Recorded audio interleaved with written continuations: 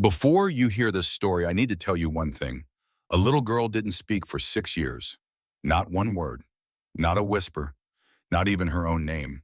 She carried a notebook everywhere she went, and she drew the world instead of speaking. It drew horses and fences and the wide Texas sky, and in the corner of every single drawing, a shadow figure with its back turned. Always the same figure. Always looking away. Nobody asked her about it, until one man did. This is the story of a broken rancher who had locked every door inside himself after grief took everything he loved. A woman who had survived 16 years of a monster's hands and a monster's smile, and who ran toward the one thing she prayed still existed in the world, a stranger who wouldn't turn her away. And a child who hadn't spoken in 6 years until the moment her silence would have cost her everything. This is not a simple love story. This is a story about what happens when broken people stop running from each other and start running towards something instead. If you've ever survived something that should have destroyed you, this one is for you. Don't go anywhere. Stay until the very end. I said let go of my mama. Silent Girl's first words in 6 years stopped a monster cold Texas hill country, July 1878. The calf had been dead since morning. Elias Kane knew it before he even crossed the yard, knew it from the way old Drum had stopped barking and started that low, inconsolable whine that meant something small and helpless had lost the fight against the heat. He found the animal half and half out of the shade of the water trough, its legs folded beneath it, like it had simply decided to lie down and not get back up. The third one this summer, he got the shovel from the barn without thinking about it.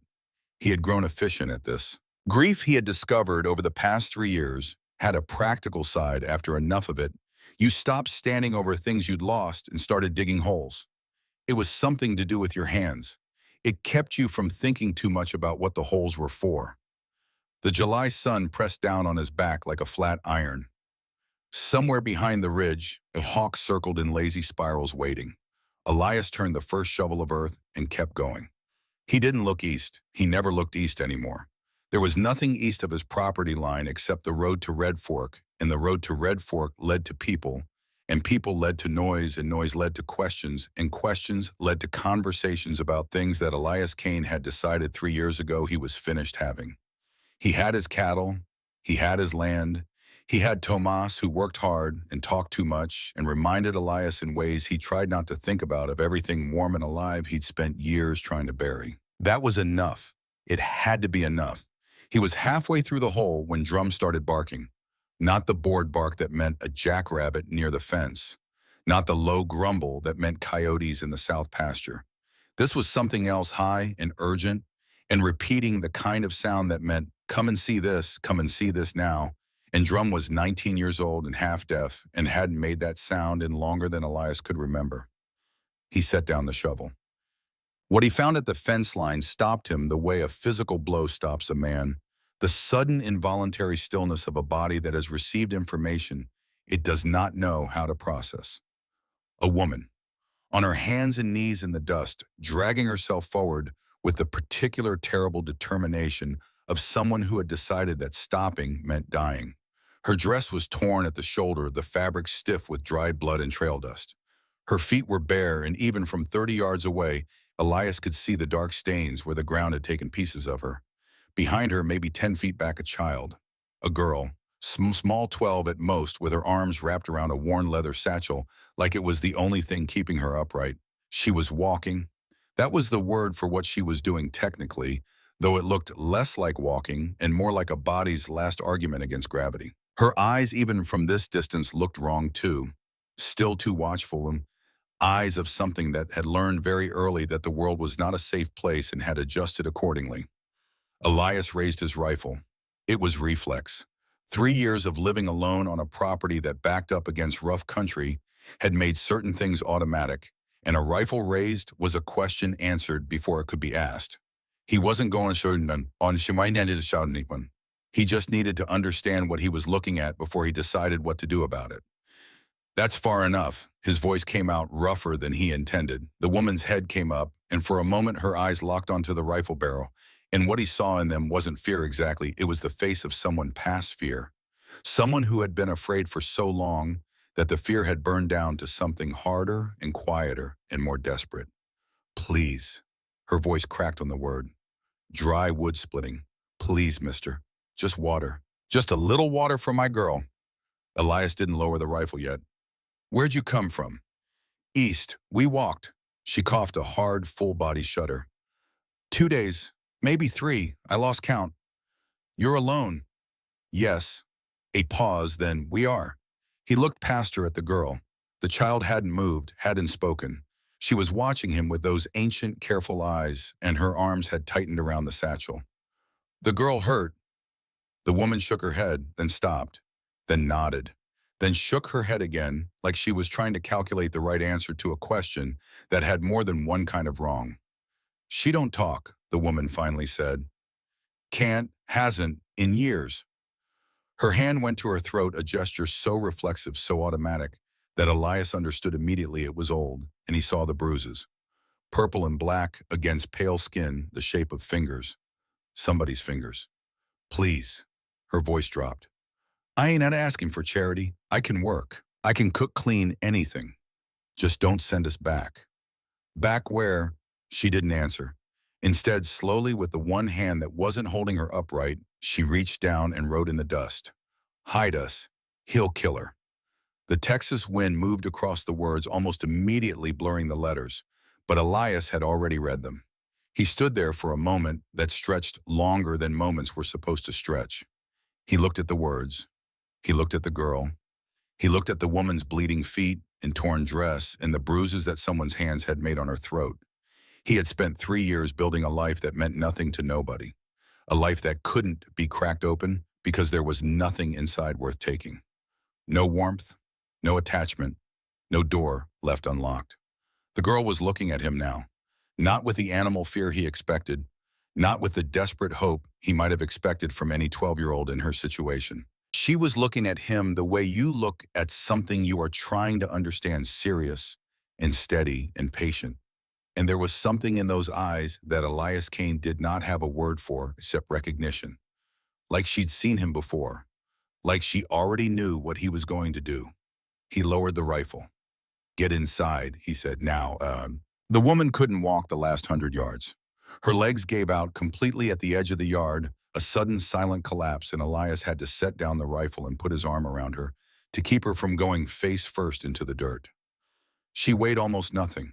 The heat had taken most of her. He could feel it, the dry kindling feel of his body that had been running on terror and stubbornness for days past the point of reason. He got her to the porch. The girl followed 3 feet behind, never more, never less, like she had measured the exact distance that kept her mother in reach without getting in the way. She moved without sound, not the careful quiet of a child trying not to be noticed. Something deeper than that, something practiced, something that had become so natural it was no longer effort. Inside, he got water. The woman drank like she was trying to swallow the whole well, and he had to put his hand on the cup to slow her down. Easy. Slow it down. You drink that fast, you'll be sick. She nodded, obeying, too exhausted to be anything but grateful. The girl drank slower. Her eyes never left his face. I'm May, the woman said when she'd steadied. Her voice was rough but clearer now. May Holloway. This is my daughter, Wren. Elias Kane. May nodded. Her hand was shaking when she set down the cup.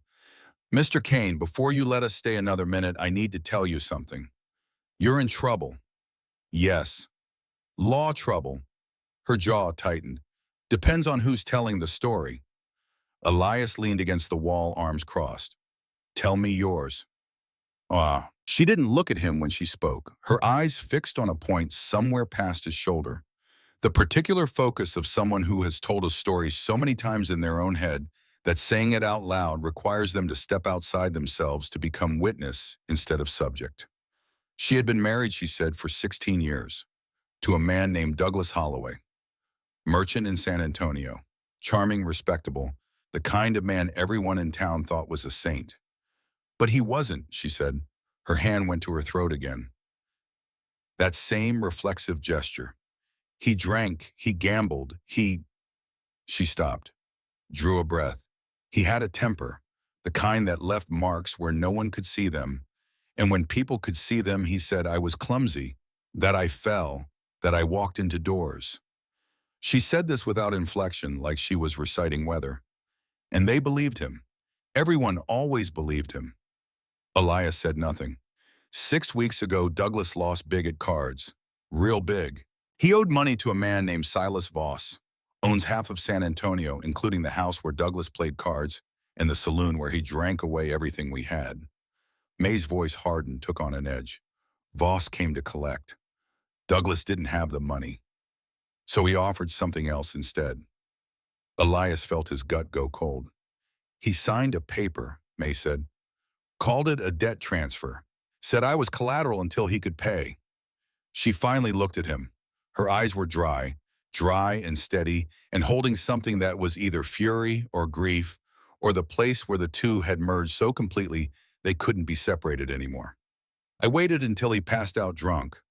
Then I took Ren and the little money I'd managed to save over years, my money I'd hidden in a tin behind the flour barrel, and I ran.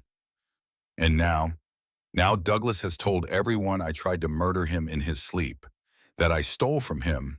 There's a warrant for my arrest. A laugh short and hollow. He's offering $50 for my return. Voss is offering $200. And Voss doesn't want me returned to my husband. She paused. He wants me delivered to him. Elias processed this. Beside May, Ren had pulled a notebook from her satchel, small, worn at the corners, the pages thick with use, and was drawing something with a stub of pencil. She drew without looking down, her hand moving with the ease of long practice, her eyes still on Elias. Why here, he asked. Why my ranch? I didn't plan it. We were trying to reach Mexico, but we ran out of water 2 days ago, and Ren started getting sick from the heat, and I saw your fence line, and I... May's composure cracked, just for a second, a fracture quickly repaired. I didn't know what else to do. Elias looked at her, at the desperation trying so hard to hold the shape of dignity, at the way her arm had moved without her seeming to notice it, settling around her daughter's shoulders, protective and automatic. He looked at Ren. The girl had finished drawing. She held up the notebook. A horse, rendered with surprising skill, the musculature right, the posture alive, the eye intelligent. She'd drawn it in maybe 3 minutes, but that wasn't what made Elias's chest tighten. In the lower corner of the page, half hidden in the background, there was a figure, small, standing with his back to the viewer, just watching. The same shadow, the same posture. He'd never seen the drawing before. He didn't know its context, but something about that figure, about the way it stood, about the way it watched without being watched, put a splinter of cold under his ribs that had nothing to do with the heat. Ren's notebook slipped slightly, and he saw a second page. Another horse, different angle, but in the corner, the same figure. Always the same figure. He looked away. One night, he told himself, that's all. You can stay one night, he said. Rest up, take some supplies, move on in the morning. May's face went white. One night isn't enough. If Voss has trackers, that ain't my problem, Mrs. Holloway. The words came out harder than he meant them to. May flinched. A small, involuntary thing, the reflexes of someone who has learned to brace for what comes after a hard word. She didn't look away. But her body had already answered before her mind could stop it. That flinch hit Elias harder than anything had in 3 years. He looked at the wall. Kitchen's through there, he said quieter. Help yourself to whatever food you can find. I'll be in the barn. He walked out before she could respond. Oh, the barn was hot as an oven, but Elias didn't care. He needed the distance, needed the smell of hay and horses and honest work, needed something that didn't require him to think about the woman and child he'd just left in his house. What was he doing? He'd spent 3 years building a life sealed shut from the outside. No attachments, no obligations, no doors left open for grief to walk through again. He had his cattle, his land, his routine. Tomas, who worked hard and talked too much. The silence at the end of every day that was emptiness, pretending to be peace. It was enough. It had to be enough. Lily would have done the same thing. The thought arrived without invitation, the way her voice always did, not as memory exactly, but as presence. The particular warmth of it, the particular way it cut. Lily had been like that. She'd taken in strays, fed anyone who wandered past. She'd had a heart built for more people than it could reasonably hold, and she'd filled it anyway, and the world had... Elias slammed his fist against the barn wall. The pain was clean, useful. It gave him something to focus on besides the locked box inside his chest where he kept everything that used to matter. Mr. Kane? He spun around. The girl Wren stood in the barn doorway. Her notebook was pressed against her chest. The lamplight from the house fell across her from behind, turning her into silhouette. And for a single disorienting second, she looked like something from a different kind of story. A ghost. A question made flesh. How long you been standing there? She held up the notebook, written in careful, deliberate letters. A minute, sorry. You shouldn't sneak up on people. Man out here might shoot first and ask questions later. She wrote without hesitation. I don't make noise. It's hard for people to hear me. Elias looked at that sentence for a moment. Something about the matter-of-factness of it, the absence of self-pity, the simple accuracy of it settled into him in a way he didn't expect. Your mama know you're out here. She fell asleep. She hasn't slept in 3 days.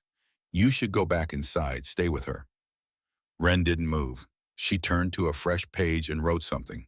Held it up. Why do you live alone? That ain't your business. She waited, not impatiently, just waited the way a patient animal waits without judgment, without pressure, with the simple certainty that eventually the thing it's waiting for will arrive. Maybe both, Elias heard himself say, running from something and hiding from something.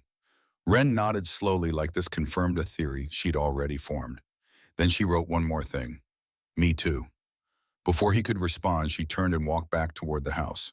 Her feet were silent on the dirt. He watched her go, this strange, still child who drew shadow figures in the corners of her pages and moved through the world like she was trying to take up as little space as possible. One night, he reminded himself. One night, and then they'd be gone. Toil. He didn't sleep.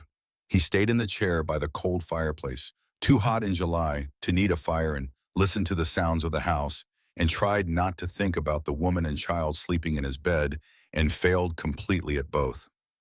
Around midnight, he heard the crying start. Soft, muffled, coming through the bedroom door with the particular quality of someone trying very hard not to make noise and not quite succeeding. The kind of crying that had been held in for a long time and had finally run out of places to hide. Elias sat very still. Not your business, he told himself. In a few hours, they'll be gone. You'll never have to think about them again. The crying continued. He got up, walked to the bedroom door, stopped with his hand half an inch from the wood. Don't, he told himself. You know what happens when you let people in? You know exactly how it ends. But Lily's voice was in his head now, low and warm and relentlessly clear. You're a good man, Elias Kane, even when you don't want to be. He dropped his hand, went back to his chair, sat down. The crying eventually stopped. Around 2 a.m, silence settled over the house like a blanket. Elias stared at the ceiling until the sky outside began to turn, and the first pale edge of dawn came through the window, and he heard May moving in the bedroom, quiet, careful, the sound of a woman who had learned long ago to take up as little space as possible, and he got up and went outside and started hauling water from the well before the full heat arrived. She came out an hour later. She tried to put herself back together, hairpinned, dress smoothed back straight, but the circles under her eyes were dark as bruises, and there was a slight catch in her step, the kind that meant her feet were still bleeding through the clean socks he'd left outside the bedroom door. We'll be going now, she said. Like I promised. We're South Mexico. It's only a few more days if we on foot, in July, with a child. Elias set down the water bucket. You were half dead when you got here. The girl, too. You won't last 2 days. May's chin came up. We made it this far. Barely. Then we'll find supplies somewhere else. We'll manage. Her composure cracked just slightly. What choice do I have, Mr. Kane? I can't go back. You said yourself you don't want us here. So what exactly are you suggesting? I'm suggesting... He stopped, took a breath, tried again. I'm suggesting maybe one more day. Get your strength back. Let Wren rest. I'll put together supplies, real supplies enough to actually get you somewhere. May stared at him. The suspicious calculation in her eyes was not offense. It was something more practical. After 16 years with a man like Douglas Holloway, she'd probably forgotten what kindness looked like when it didn't come attached to a price. Why would you do that? Because I can't stop thinking about those bruises on your throat. Because your daughter's silence reminds me of all the screaming I keep locked inside my own chest. Because my wife would have been ashamed of me if I'd let you walk out there to die. Because it's what decent people do, he said instead. A long moment passed. One more day, May said. That's all. That's all. That afternoon, Elias was mending fence at the south edge of his property when he heard hooves. Tomas Reyes came up fast from the east pasture, standing in the stirrups, his young face tight with something that was trying to be calm and not quite getting there. Men coming, he said without preamble. 3 of them from the east road. One of them's wearing a suit. In July. In this heat. A man wearing a suit in July was not a man who cared about comfort. He was a man who wanted to make a statement. Get back to the house, Elias said. Tell the woman and the girl to hide. Root cellar under the kitchen floor. Go. Tomas wheeled his horse without argument and kicked it into a gallop. Elias checked his rifle and started walking toward the east fence. The 3 riders came into view as he reached the property line. The first man was exactly what Tomas had described, tall, lean, silver-haired, dressed in a black suit that had no business being within 500 miles of a Texas summer. His eyes, even from 20 yards, were the color of old ice. He had the bearing of a man who had never in his life been told no and had consequently stopped expecting it. Behind him, a wall of muscle on horseback. The kind of man who made his living through the application of force. He sat very still, which was somehow more unsettling than movement. The third man hung back hand, resting casually on the grip of his holster. The suit man smiled when he saw Elias. It was the smile of a man who has already decided how this conversation ends. Good afternoon. He tipped his hat. Would I be correct in assuming you're the owner of this property? You would. Excellent. He reached into his coat and produced a folded document. My name is Silas Voss, and I believe you have something that belongs to me. Elias kept the rifle trained on the center of Voss's chest. Nothing here belongs to you. Ah. Voss tucked the document away without unfolding it. A man of directness. I appreciate that truly. He shifted in his saddle with the easy comfort of someone who had no doubt about his eventual outcome. I'm afraid you're mistaken, though. 6 weeks ago, a gentleman named Douglas Holloway signed a legally binding document transferring certain assets to my possession. One of those assets appears to have wandered onto your property. Don't know any Holloway. No, that's curious. Voss pulled out a second paper, smaller, folded differently. Because I have it on good authority that a woman matching Mrs. Holloway's description was seen heading in this direction, traveling with a child, a girl who doesn't speak. Lots of women on the road these days. Indeed, but not many who leave such a clear trail from San Antonio to the hill country. Voss folded the paper back into his coat. I'm a patient man, Mr. Kane. I'm also a thorough one. I know she's here. Then you know wrong. The large man Boone, Elias would learn later, shifted his horse forward slightly. His hand moved toward his gun. Elias's rifle swung to him without hesitation. Touch that iron, Elias said very quietly, and I'll put a hole through your chest before you clear leather. Boone went still, looked at Voss. Voss raised one hand slightly, a minimal gesture of restraint that carried more authority than a shout. Easy, Boone. He turned back to Elias. Mr. Kane, I don't think you fully understand the nature of this situation. I'm not some bounty hunter looking to collect a few dollars. I'm a businessman, and Mrs. Holloway represents a significant investment. She ain't property. The law says otherwise. The law can go to hell. Voss's smile finally faded. Something older and colder moved behind his eyes. But he didn't reach for a weapon. He didn't raise his voice. He simply reached back into his coat pocket, slowly, deliberately letting Elias watch every movement, and produced a third document. This one he unfolded. Elias read it from a distance.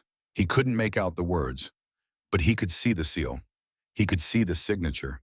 And beneath Voss's covering thumb, he caught the corner of a second signature, one he almost recognized. Notice of eminent domain, his property, his land, the railroad. Voss watched his face. I see you recognize that seal, Voss said pleasantly. The railroad survey was approved last month. Your property falls directly in the path of the new line. You have 30 days to vacate. He refolded the document. Now, you have 2 problems, Mr. Kane. I'm simply offering you the opportunity to resolve the easier one first. He gathered his reins. Send the woman out. I'll take her and the girl, and you'll never see me again. The railroad business, well, that may be more complicated. But one thing at a time. Elias looked at him. He looked at the document. He looked at the land behind him, the land he'd built 3 years of hollow, stubborn survival on. The land that was apparently already claimed by a line on a surveyor's map. He looked back at Voss. Get off my land, he said. Voss tilted his head. Mr. Kane. Both problems, Elias said. Not one, Sturmished both. I don't negotiate with men who buy people. He raised the rifle. Get off my land, and don't come back. A long pause.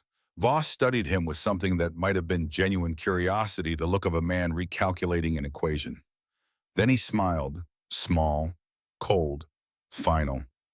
We'll see, Mr. Kane, he said. We'll see. The three riders turned east and disappeared over the ridge. He found May in the kitchen pulling Wren up through the trapdoor in the floor. The woman's face was chalk white. I heard, she said, through the floorboards, all of it. Then you know you can't leave tomorrow. Sam, she stopped. Mr. Kane, I can't stay here. You heard him, he's coming back. He's got the roads watched. You walk out there now, he'll have you before sundown. Elias set his rifle against the wall and looked at her steadily. And it's not just you he wants now. May's hand found Wren's shoulder. The girl pressed close, her notebook clutched to her chest. The land, Elias said. That document, the railroad survey. He paused. Voss isn't just after you. He's been after this property for months. You walking onto it just gave him another lever. May was very still. I brought this on you. You didn't. He was coming regardless. Elias crossed to the window and looked out at the empty ridge. I just hadn't decided yet whether to fight or walk away. And now he turned. In the doorway, Wren had her notebook open. She was drawing, not looking at the page, looking at him. And in the emerging shape on the paper, Elias could already see the outline of a man standing in a doorway framed by light. He hadn't decided whether to fight or walk away. He supposed he just had. Now, he said, we get ready. So, that evening, Tomas rode back in from the east pasture with news Voss's men had made camp 2 miles out near the creek. 3 men still for now. For now. Elias sat at the kitchen table with a lamp and a map of his property spread across the surface. May stood at the stove. She'd found his stores and done something with dried beans and salt pork that actually smelled like food. And Wren sat across from Elias, drawing without pause, her pencil moving with the particular focus of someone for whom the act of drawing is the act of thinking. Tell me about Voss, Elias said. May didn't turn from the stove. What do you want to know? How does he know Douglas Voss isn't just a creditor? A man doesn't show up with eminent domain papers and a $200 bounty for a gambling debt. May was quiet for a moment. They've known each other for years. Douglas used to say Voss was the kind of man you wanted as a friend, the kind who had reach. She set a plate on the table with more force than necessary. He didn't say what kind of friend Voss expected in return. What kind did he expect? The kind who looks the other way when needed. The kind who signs things without asking what they're for. May finally turned. Douglas wasn't just Voss's debtor. He was... She searched for the word. He was useful. For a long time. Until he wasn't. Until he wasn't. Wren slid her notebook across the table without looking up. She'd drawn the 3 riders from that afternoon, captured with unnerving accuracy Voss's set of his shoulders, Boone's particular stillness, the third man's hand on his holster. In the background of the sketch, she'd added something Elias hadn't mentioned, a 4th figure, half obscured by distance. Standing apart from the group, watching. Who's this? He pointed. Wren looked at the drawing, then picked up her pencil and wrote 2 words beneath the figure. Not Voss. Elias looked at May. May's face had gone very still. Douglas was there, he asked. I don't know. But something in her voice said she did know, said she'd been afraid of exactly this. He could have been. He would want to see, she stopped. He'd want to know she was there. He'd want to see her. Wren's pencil had stopped moving. She was very still, staring at the drawing. Not Voss she'd written, but in the figure's posture, In the particular way it stood apart, and watched Elias understood what the girl had been drawing in the corner of every page for 6 years. Not an abstraction, not a shadow, a specific man always watching, always there, always in the corner of the frame. He's coming, May said quietly. And he, not with Voss, separately. Maybe, not maybe. Her voice was steady, the steadiness of someone who has stopped being surprised by the worst. He never lets things go. He never, she exhaled. Douglas doesn't just want me back. He wants Wren. Wren had closed her notebook. She was looking at the table. Elias watched her, watched the way her hands had gone very still on the worn leather cover. Watched the way she sat, shoulders curved slightly inward, making herself smaller, the ancient muscle memory of a child who had learned that stillness and smallness were forms of armor. He'd seen that before. He knew what it cost a person to learn it. All right, he said. Then we plan for both. May looked at him. Something moved in her face, not hope, exactly not yet, but the shape where hope could be if you left enough room. You barely know us, she said. I know enough. He turned back to the map. After a moment, May sat down across from him. Wren opened her notebook again, but she wasn't drawing. She was writing something slowly on a fresh page. She pushed it across to Elias when she was done. Thank you for not sending us away. He looked at the words, then he looked at her. Don't thank me yet, he said. We've still got a fight ahead of us. Wren took back the notebook, thought for a moment, wrote one more line. I know, but thank you anyway. That night, Elias sat on the porch with his rifle across his knees and the stars out in their millions scattered across the black sky, the way Lily used to say the universe spilled salt. She had loved nights like this. She'd make him lie in the grass with her and point out constellations he'd never learned the names of, and she'd tell him the stories, all the old stories, the ones her mother had taught her, the ones that had been carried north from the border long before either of them was born, and he'd lie there listening not to the stories exactly, but to her voice, the particular music of it, the way it made the dark feel smaller and the sky feel closer. The door opened behind him. May came out wrapped in one of his old coats despite the heat. She sat down beside him, not touching, but close enough that he could feel the warmth of her. It was the first time she'd sat down near him without there being a task to accomplish, a plan to discuss a reason. She just sat. She's asleep, May said. First time she's gone down easy in weeks. She feels safe here. Does she? May looked out at the darkness. She doesn't feel safe anywhere. Hasn't in years. She feels safer. May considered that. Yes, I suppose that's right. A pause. You lost someone, she said. I can see it in the way you move through this house. His jaw tightened. You're observant for someone who's known me 2 days. When you live with a man who hits you, you learn to read people fast. You learn to see what's underneath before the surface shows you, because your survival depends on it. She said this without self-pity, purely as fact. What was her name? A long silence. Lily, Sam said. The word came out before he could stop it, or maybe he didn't try to stop it. Maybe some part of him had been waiting 3 years for someone to ask. My wife, she was from down near the border. We had 2 years together. She was 7 months along when he stopped. Bandits.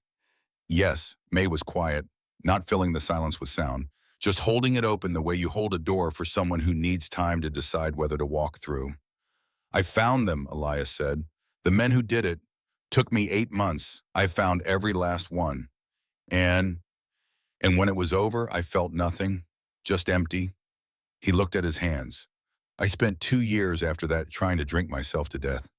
Seemed easier than living. But one morning I woke up in a pig trough in a town I don't even remember the name of, and I thought, he paused. She wouldn't want this. She'd be ashamed of what I'd become. May's hand found his in the darkness. Light as a breath. Just a touch, not asking anything, not offering anything except presence. You're not empty, she said quietly. I've seen the way you look at Wren, the way you made sure we had water before you even asked who we were. Empty men don't do that. Elias looked at her hand on his, then at her face. The bruises on her throat had darkened overnight, purple-black against pale skin, the exact shape and spacing of fingers. Did you ever fight back? He asked. Your husband. Once, early on. May's laugh was short and dry. Broke his nose with a candlestick. He beat me so badly I couldn't get out of bed for a week. After that, I learned to survive instead of fight. That's going to change. She looked at him. Elias stood up. Come with me. He led her to the barn. In the corner, wrapped in oilcloth inside a trunk he hadn't opened in 3 years, he found what he was looking for. He unwrapped it carefully, the cloth stiff, metal inside still clean, still maintained by hands that had taken care of it, and then by hands that had continued maintaining it, because it was the kind of attention grief pays to objects when it has nothing else to do. A pistol, small balanced for a woman's grip. This belonged to Lily, he said. She never had to use it, but she knew how. He held it out. I'm going to teach you the same. May looked at the gun. I've never. Then it's time you learned. They practiced for an hour in the barn's dim light. May was a quick learner, steadier than she expected herself to be, more accurate than she gave herself credit for. By the end, she was hitting the mark 3 times in 4. Not bad, Elias said. She lowered the pistol, looked at it in her hands, at her own hands holding it, and something shifted in her face. Not certainty, not confidence exactly, but the first small beginning of the understanding that she was not entirely without resources. You put a knife to your husband's throat, Elias said. You told him you'd kill him if he touched Ren. Was that a bluff? May's eyes hardened. No. Then you can pull a trigger. It's easier than a knife, less personal. She looked at him. In the lamplight, with her hair falling loose from its pins and the gun in her hands, she looked exactly like what she was, a woman who had survived things that should have destroyed her and was still standing and was only now beginning to understand what that meant. You're really going to fight for us, she said, even though you barely know us. Elias took the gun from her hands, wrapped it back in the oilcloth carefully. I know enough, he said. I keep saying that. What does it mean? He was quiet for a moment. It means you're the first thing in 3 years that's made me feel like the locked box inside my chest might be worth opening. It means I've forgotten what it feels like to have something worth protecting, and now I remember. It means Lily would have opened the door for you, and she was better than me, and I've spent 3 years failing to be half the person she was, and maybe this is the one thing I can do right. It means, he said, that I don't walk away from people who need help if I can give it. He walked out of the barn before she could respond. Behind him, he heard her say something very quietly to herself. He didn't catch the words. He didn't need to. The next morning came in sideways, the way Texas mornings do in July, not gradually, but all at once, the sun already harsh, before it had even fully cleared the horizon. Elias was in the yard hauling fence posts when Tomas rode in from the east pasture, with his face arranged in the careful neutral that young men use when they're trying not to look frightened. Still 3 men at the creek camp, Tomas said, but one of them rode toward town at first light. Elias set down the post. How long ago? Hour, maybe a little more. Going for more men or going to spread stories? Could be both. Could be both. In Elias's experience, men like Voss preferred it that way. You built your legal case and your muscles simultaneously let each one reinforce the other. By the time you were ready to move, nobody could tell where the law ended and the threat began. I'm going into Red Fork, Elias said. Tomas straightened in his saddle. Lone. You stay here, don't let anyone near that house. Anyone comes up the drive who isn't me. I know, Tomas said. I mean it. Anyone. I know, Jefe. The young man's eyes were steady, older than 19 somehow. I'll keep them safe. Elias looked at him for a moment, at the particular quality of that steadiness, the way it held something more than obedience, and thought about asking what he already half suspected. But now wasn't the time. He saddled his horse and rode out before the full heat arrived. May appeared in the barn doorway as he was bridling the horse. Where are you going? Town. I need to know what Voss is telling people before he has the whole county turned against us. Her face tightened. And if you don't come back, then you take Ren and you run. Don't look back. Don't stop until you're across the border. He paused. Voss wants me off this land anyway. If I'm gone, he might let you go. He's got no reason to chase a woman across the Rio Grande. That's not reassuring. It wasn't meant to be. He mounted, looked down at her. I remember him. I'll be back by midday. May put her hand on the bridle, not stopping him, just keeping him a moment. Elias? He waited. Be careful, not because I need you. She said this precisely with the specificity of a woman who has thought carefully about the words. But because Ren will notice if something happens to you, and she's had enough things happen around her. He looked at her. He looked at her for a moment longer than was strictly necessary. Midday, he said, and rode. Red Fork was a hard little town that had never grown as large as it hoped to. One main street, a handful of buildings that leaned against each other for support, a general store that stocked mostly what you couldn't make yourself and charged you for the privilege. Elias had avoided it as much as possible for 3 years, coming in only when he had no choice, getting what he needed, leaving fast. Today the main street felt different. People stared as he rode past, whispered to each other behind hands, turned away when he looked at them. The hardware man found something urgent to do inside his store. 2 women on the sidewalk moved together shoulder to shoulder and stopped talking. He hitched his horse outside the sheriff's office and went in. Tom Beaumont was behind his desk with a rifle he was cleaning too carefully. He looked up when Elias came through the door, and something flickered across his face. Something that might have been guilt, or might have been relief, or might have been both wearing the same face. Elias, he set the rifle down. Wasn't expecting you. I bet you weren't. Elias pulled out a chair and sat. Tell me what you've heard. Tom leaned back. Woman, tried to murder her husband in his sleep, stole money, ran off with his daughter. That's the story Voss is telling. That's the story with a warrant attached to it signed by a judge in San Antonio. A judge Voss probably paid for. Tom was quiet for a moment. Outside, 2 horses clopped past. Someone laughed somewhere down the street, a sound completely disconnected from this room, from this conversation, from everything being decided in it. Elias, Tom said finally, I know we fought together. I know you saved my life at Shiloh, but this is different. That woman has a warrant. That woman has bruises on her throat the shape of a man's hands, Elias said. That woman has a 12-year-old daughter who hasn't spoken in 6 years because of what she witnessed.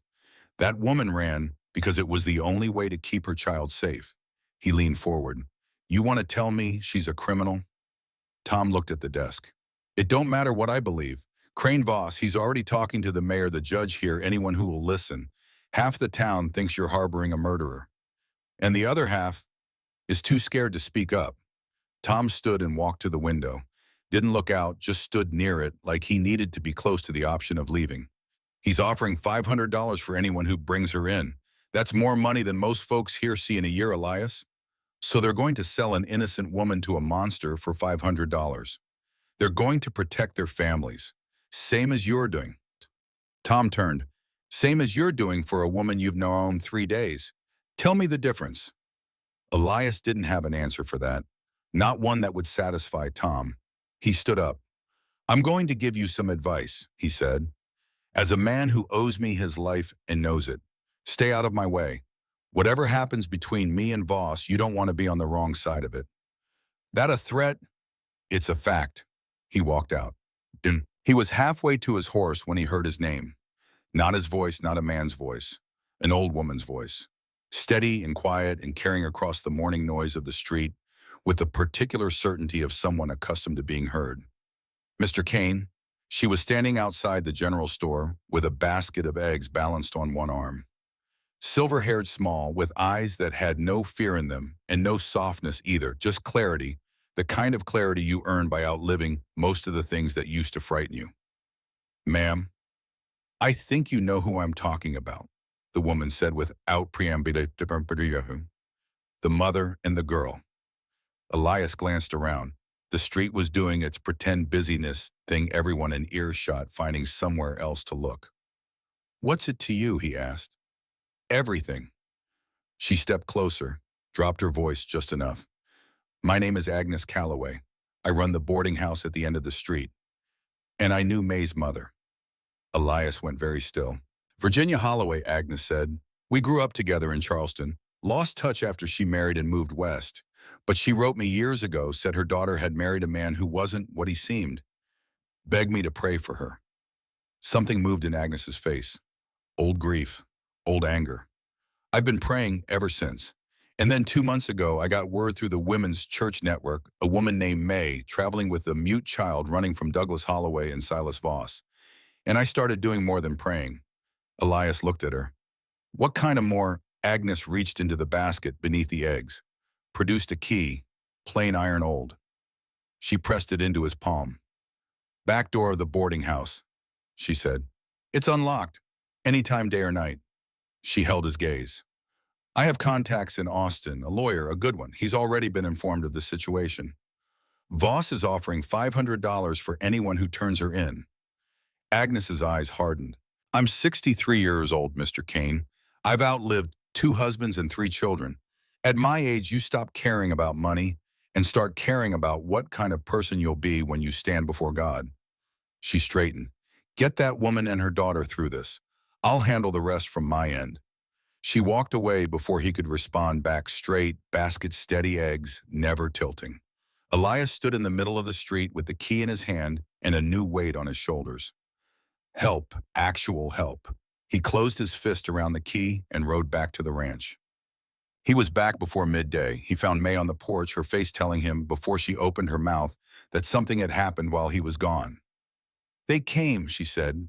2 of his men, an hour after you left. Elias's blood went cold. Did they? They didn't come inside. Tomas fired a warning shot. They left. She held out a piece of paper. At the fence, he took it, read it. Mr. Kane, I am a reasonable man. You have until sundown tomorrow to deliver Mrs. Holloway to my representatives at the East Road. Failure to do so will require more aggressive measures. Consider carefully whether one woman is worth your ranch, your cattle, and your life. V. Voss. Elias crumpled the paper. More aggressive measures. What do we do? He looked at the land spreading out behind the house, the hills rising to the west, the rough country to the north, the ridge to the east, where Voss's camp sat and waited. He thought about what Agnes had said. He thought about the lawyer she'd mentioned. He thought about the document, the eminent domain notice, the railroad. We buy time, he said. How did we make him think he has more of it than he does. He turned back to May. Agnes Calloway, the woman from town, she has a lawyer contact in Austin. Someone who might be able to challenge the warrant, challenge the debt transfer, all of it legally. He paused. But that takes time. Days, maybe a week. We don't have a week. No, so we need something that slows him down tonight. He looked at her steadily. How do you feel about being married? May blinked. I'm already. Not to Douglas. He watched her face. To me. The porch went quiet. A hawk turned lazy circles above the ridge. Somewhere in the yard, Tomas was working in the barn, and the sound of its steady, rhythmic ordinary seemed to come from a different world. May stared at him. It's strategy, Elias said. Voss's claim is based on a contract between him and Douglas Holloway. But that contract was for May Holloway, a married woman whose husband signed away what he didn't legally own. If you're not Holloway's wife anymore, if you're mine, that contract becomes a different legal question entirely. It creates enough confusion to buy Edmund Hale the time he needs to. You know his name. Agnes told me. Elias kept his voice even. The marriage doesn't have to be. I'm not asking for. He stopped, started again. I know what I'm asking. I know how it sounds. After everything you've been through, the idea of another man claiming legal. Don't, May said quietly. He waited. Don't tell me what it sounds like, she said. I know exactly what it sounds like. I've spent 16 years being something that belonged to someone else. She looked out at the hills. You're asking me to do that again. Even for good reasons. I know. And you think it's the right call. I think it's the best option we have before sundown tomorrow. May was quiet for a long moment. He watched her work through it, not panicking, not shutting down thinking. The particular focused stillness of a woman who had learned to make good decisions under impossible conditions because her life had demanded it of her for 16 years. No, she said. Elias nodded. All right. Not like that. She turned back to him. Not as strategy, not as a legal maneuver. If I say yes, it has to be because I choose it, not because I'm cornered. Then don't say yes, he said. Wait until you want to. You think I'll want to? I think you're the only person who can know that. He went inside. That evening, Edmund Hale arrived. He came after dark, a single rider approaching, with his hands visible, calling out his name from 30 yards back, like a man who understood how men in difficult situations think about unexpected visitors. He was not what Elias had pictured. Small, thin, with spectacles that kept sliding down his nose, in a suit that had been expensive once years ago and was now merely decent. He had the look of a man who had spent too long in courtrooms and not long enough outdoors. But his hands were steady when he laid his documents on the kitchen table, and his eyes were sharp. The debt transfer document that Mr. Voss claims gives him ownership of Mrs. Holloway, Hale said without preamble, is fraudulent. May went rigid. I've seen the original, Hale continued. It was signed under duress without proper witnesses, and most critically, it violates Texas law in 3 separate statutes.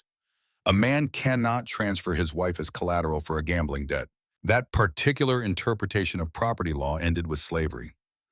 Then why is Voss pursuing her, Elias asked. Because he knows most people won't question it. A man with money and influence says a woman belongs to him, people believe it. They don't read the law. They don't hire attorneys to check the fine print. Hale looked at May. He's counting on you being too afraid and too poor to fight back. Who sent you? May asked. You said anonymous. Agnes Calloway came to my office in Austin 3 days ago. She'd been piecing together your situation for weeks. Letters, contacts, the church network. Hale adjusted his spectacles. She collected funds from several sources. Church donations, personal savings, some jewelry she apparently sold without mentioning it to anyone. Enough to retain my services. May's eyes filled. Agnes. A determined woman. Hale turned back to the table. Here's the situation. I've filed motions in Austin challenging the warrant for your arrest. I've contacted the judge who signed it, Judge Mitchell, who is currently under investigation for accepting bribes. May's breath caught. You know that name, Elias said. Mitchell. May's voice was barely a whisper.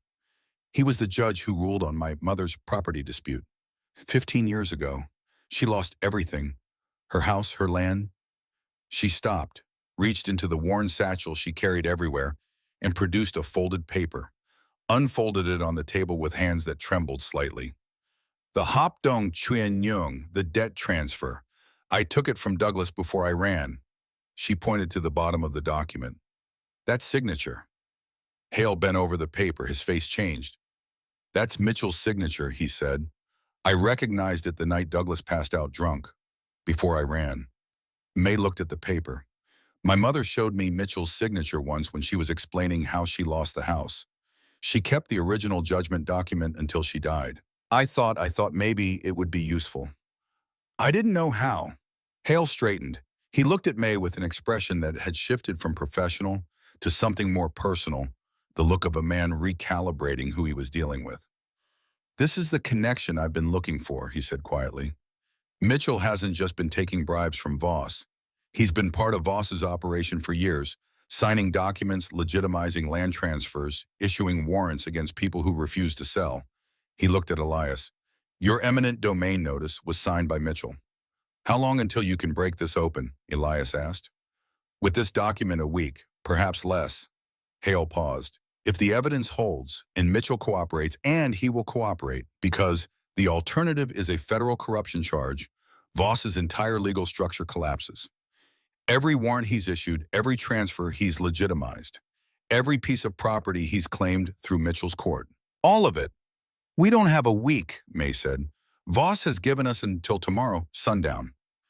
Yes, Hale looked uncomfortable. That's problematic. Problematic, Elias repeated. Mr. Kane, I understand the urgency, but legal battles can't be won in a day. Elias stood. I know, which means we need something that slows him down until the law can catch up. He looked at May looked at him. From the corner of the kitchen, Wren, who had been sitting so quietly that the adults had half forgotten she was there, held up her notebook. She'd written something in large, careful letters. Can we stall him? Make him think he's winning. The 3 adults looked at each other. Then Elias almost smiled. The girl's smarter than any of us, he said. He told them his idea. May listened. Hale listened.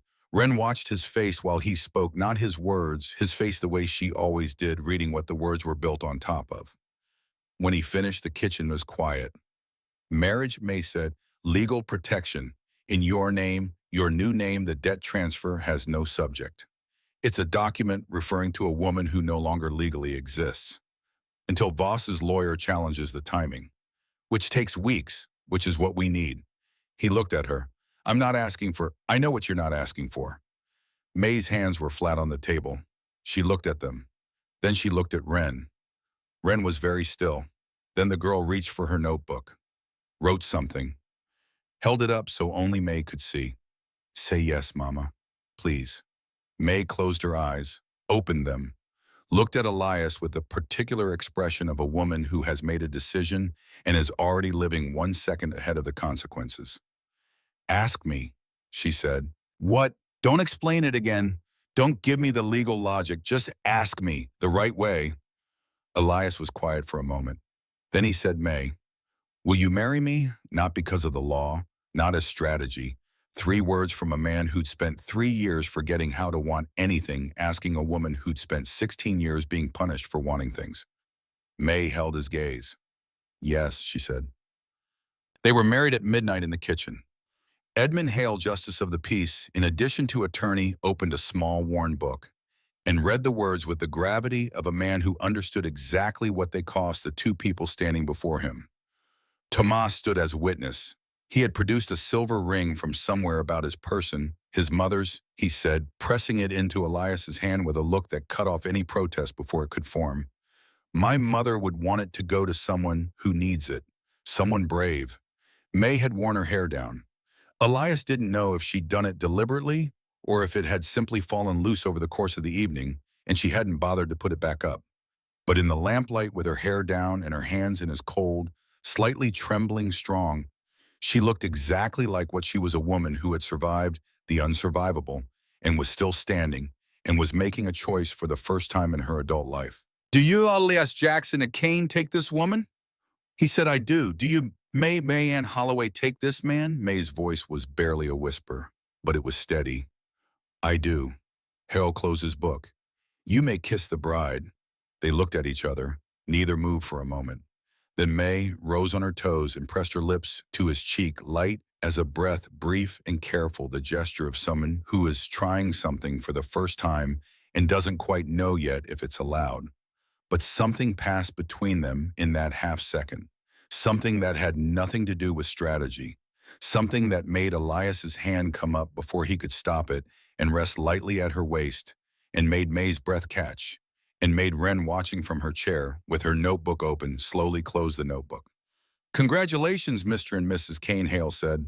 Now let's hope this piece of paper is worth what it cost. The attack came from the wrong direction. Elias had expected the front. He'd set Tomas watching the East Road, had positioned himself with a clear sight line to the approach, had prepared for the obvious.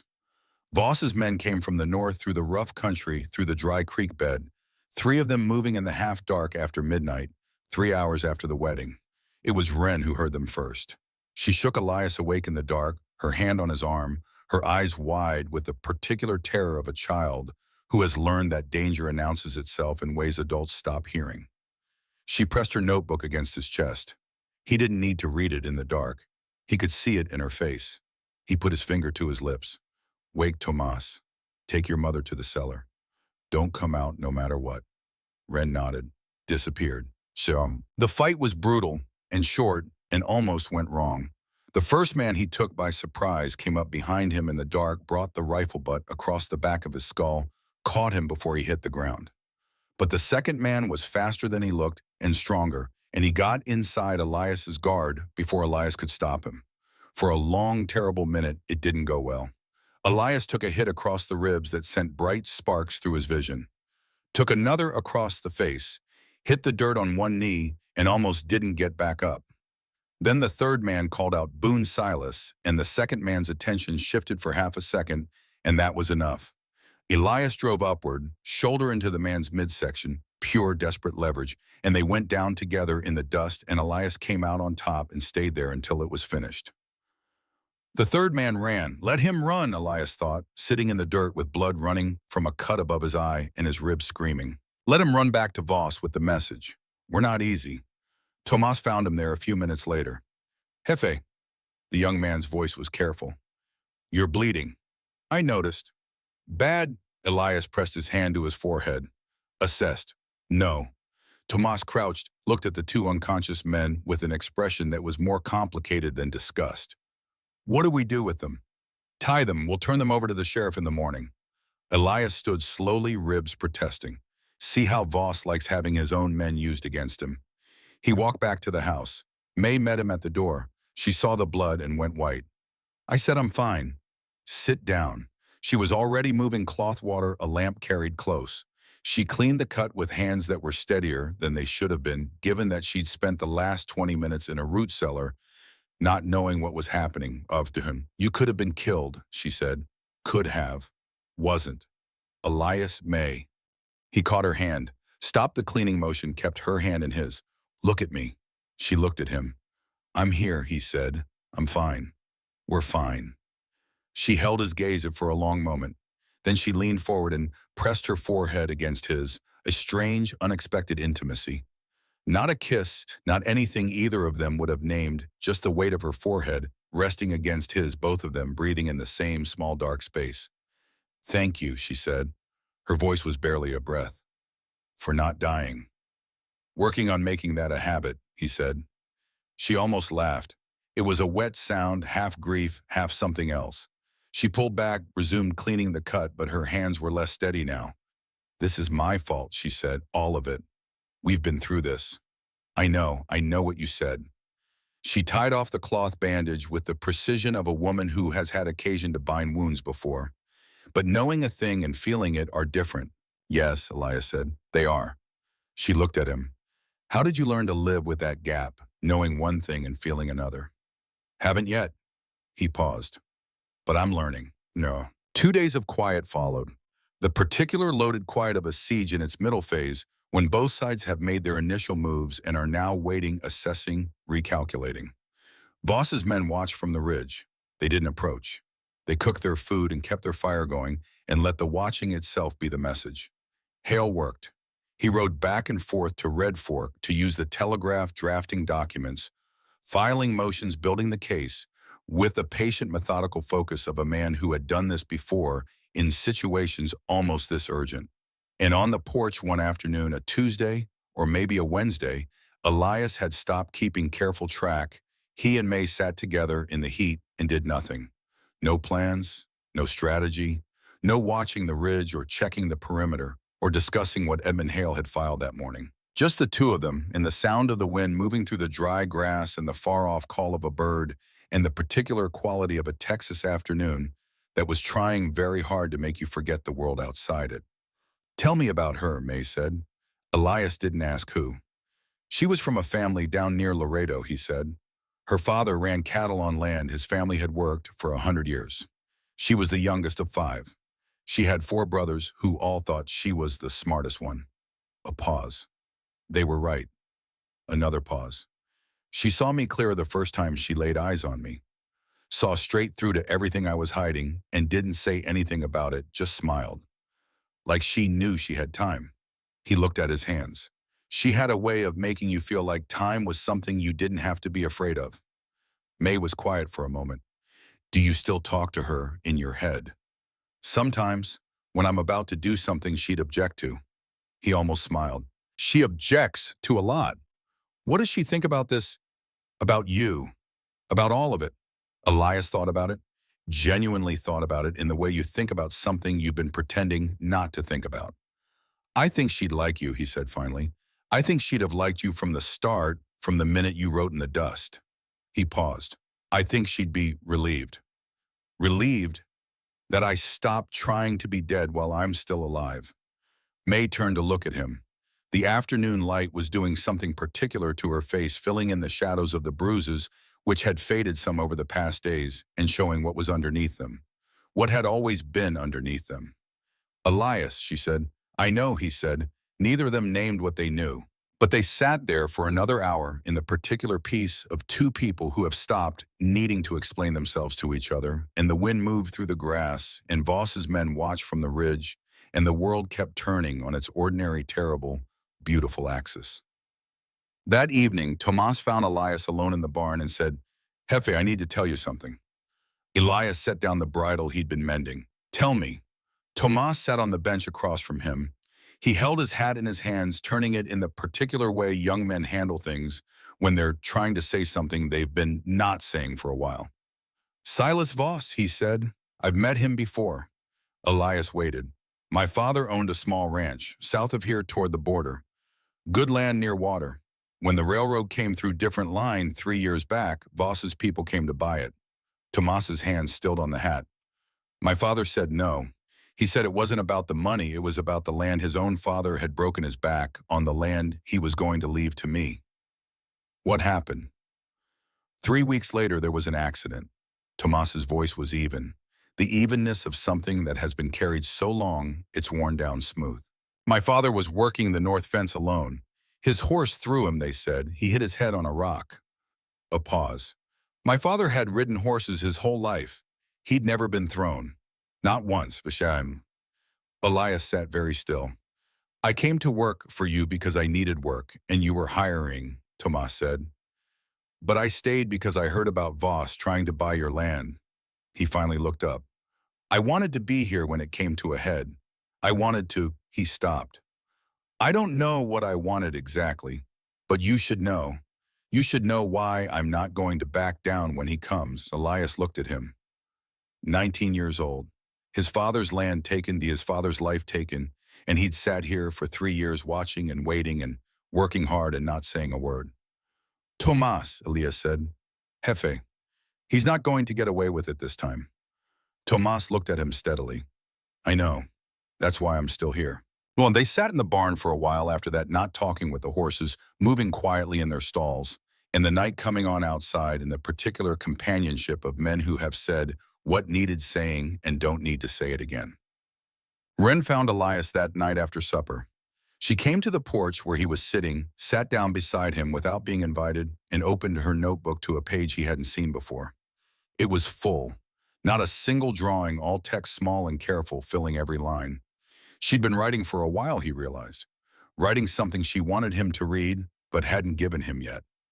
She held out the notebook. He took it, read it in the lamplight. She'd written about her father.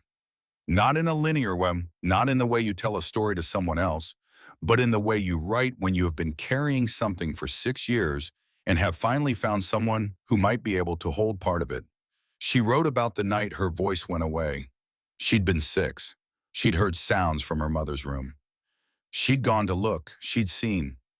I ran at him, she'd written. I screamed. I wanted him to stop. He pushed me into the dresser, and when I woke up, Mama was holding me, and I tried to talk, and I couldn't. The words were there. I could feel them, but they couldn't get out, like a door that's stuck. You can feel the handle, but it won't turn. I tried for a long time. Every night I practiced in my head. But every time I started to try out loud, I saw it again. What he did. And the door stuck. I don't know if you can understand that. Elias looked up from the notebook. Wren was watching him, careful and steady and waiting. I understand, he said. She looked at him. When Lily died, he said slowly, I didn't cry, not for 8 months. People thought I was hard, but the grief was there. I could feel it. It just couldn't get out. He paused. Like a door that's stuck. Wren was very still. It came out eventually, he said. Not the way I expected, but it came. She picked up her pencil. Will my words come back? Elias thought about this carefully. He didn't want to give her comfort that wasn't true. He didn't want to give her despair that wasn't necessary. I don't know, he said, but I know the door isn't locked. Stuck isn't locked. There's a difference. Wren looked at what he'd said. Then she wrote, I think I might be able to talk to you someday. Take your time, Elias said. Whenever, if ever. I'll understand either way. She nodded. She closed the notebook. She sat beside him for a while longer, watching the dark, where the stars were coming out one by one, and he let her, and neither of them needed to say anything else. Hale arrived the following evening with his spectacles at an extreme angle and something bright in his eyes. Mitchell broke, he said. I have a signed statement. He's been working with Voss for 11 years. Land transfers, fraudulent warrants, suppressed testimony, including the ruling against your mother's property, May. May's hand went to her mouth. That's not all. I've contacted 3 other families Voss has used Mitchell to dispossess. All 3 are willing to testify. Combined with your testimony, your documents, and Mitchell's statement, I have enough to pursue criminal charges against Voss for fraud, extortion, and conspiracy. He paused. In the matter of the warrant against you, it will be formally quashed by the end of the week. Silence. The end of the week, Elias said. Yes. It's Tuesday. Yes. Which means we need to hold through tomorrow. Hale adjusted his spectacles. I'm afraid so. May laughed. It wasn't a happy sound.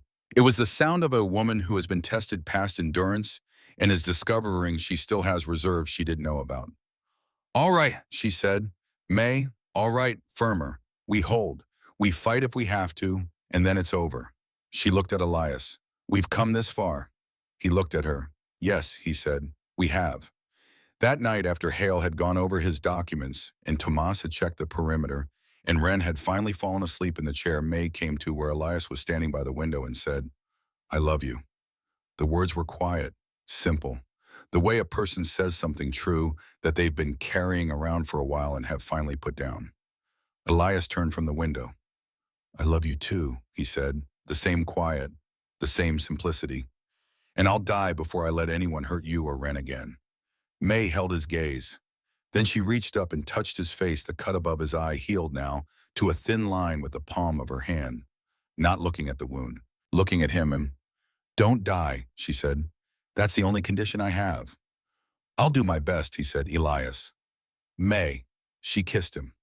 Not the brief chaste kiss of their wedding, not the strategic gesture of 2 people managing a crisis, something honest and deliberate and full of all the things that had been building for 5 days in a house under siege while the world tried to take everything away and didn't manage it.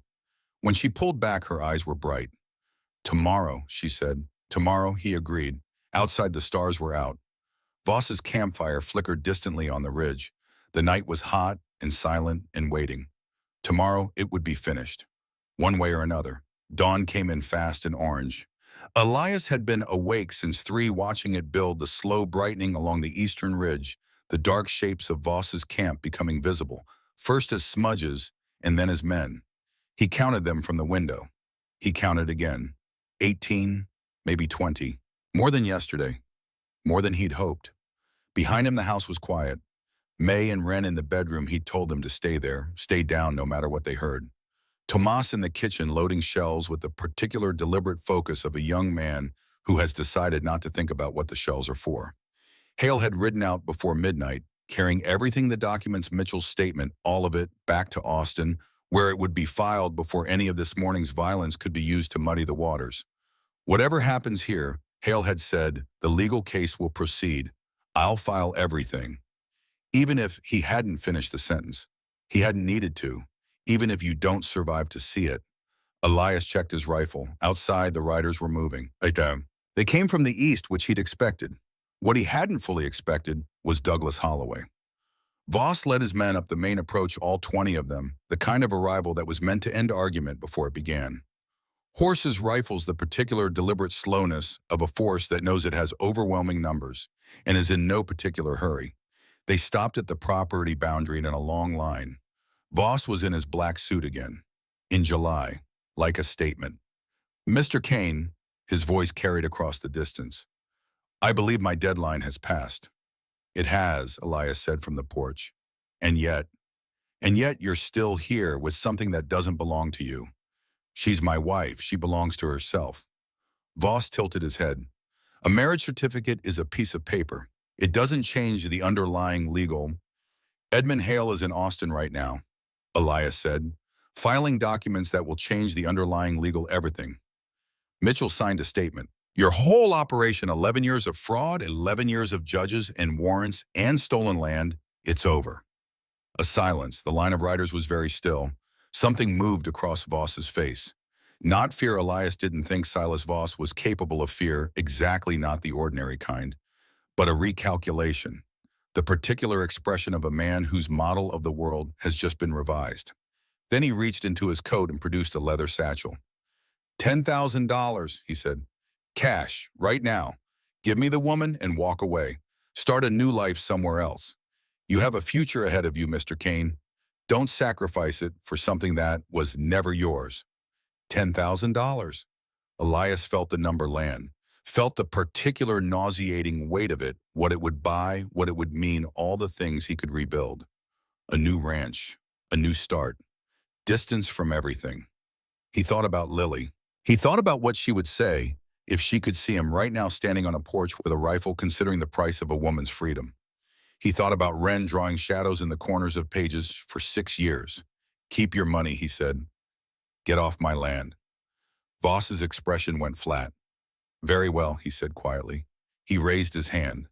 The riders started forward. Elias stepped off the porch. He got 3 of them before they got to the fence, a calculated steady sequence of shots, lever action moving laterally so they couldn't pin him in one place. 3 men down or thrown from horses. The rest kept coming. From the house window, Tomas opened fire. From somewhere behind the barn, Elias heard a 4th shot. His heart seized for a second before he registered it was coming from the right angle to be covering him, not attacking him. He couldn't think about it. He had to keep moving. He dropped behind the water trough, reloaded, came up firing. Another man. The yard was full of noise and dust and horses screaming, the particular chaos of a fight that's happening faster than anyone planned. He was doing all right. He was doing all right until he heard May scream. It came from the back of the house. In the 3 seconds it took him to process what he was hearing, turn and start running a set of calculations rearrange themselves in his head. 2 attacks, Voss from the front, someone else from the back. The figure in Wren's drawing, always in the corner, always watching. Douglas Holloway. He found them at the back door, Boone with his arm around May's throat, a gun to her head, and behind him 10 feet back, a man in a merchant suit who looked out of place in the Texas dust, the way a knife looks out of place on a dinner table, technically allowed, unmistakably wrong. Douglas Holloway was not what Elias had expected. He was smaller than the force of his presence in May's stories had made him seem. Thin-faced, well-dressed, with the particular handsomeness of men who have spent a long time using their looks to manage how they're perceived. He stood at the edge of the yard with his hands in his pockets like he was waiting for a social function to begin. And there was something in his eyes that Elias recognized with cold certainty. He was not afraid of anything happening here. He had calculated this, positioned himself as Voss's backup. Let Voss draw the defense forward while he came from behind. Voss takes May, I take Wren. 2 separate transactions. Clean, untraceable. By the time any legal case was built, they'd both be somewhere no paper could reach. Everyone stop. Boone's voice boomed across the yard. The fighting stuttered.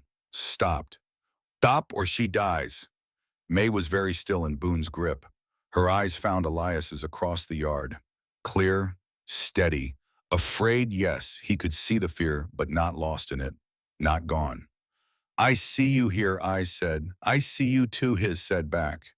Voss rode forward through the stopped fighting with the calm of a man arriving to conclude a business meeting. Ah, there we are. He surveyed the scene with satisfaction. Mr. Kane, you've fought admirably, truly, but I think we can all agree this has run its natural course. He looked at May. Mrs. Holloway, it's time to stop making things difficult. May said nothing. Mrs. Holloway, or Mrs. Kane if you prefer the fiction, you've been a source of considerable inconvenience. But inconveniences end. He nodded to Boone. Bring her. Boone began moving May toward the horses, and then a voice, small, trembling, but clear, clear. Let go of my mama. The yard went silent, not the silence of men pausing between actions, the deeper silence of a world that has just heard something it didn't expect. Wren stood in the back doorway. She was 12 years old and small for it, and she was holding Lily's pistol in both hands. Her arms out straight the way Elias had shown May, her hands shaking genuinely. Shaking, he could see it from 20 yards away, and her eyes were fixed on Boone with a steadiness that had nothing to do with confidence and everything to do with love.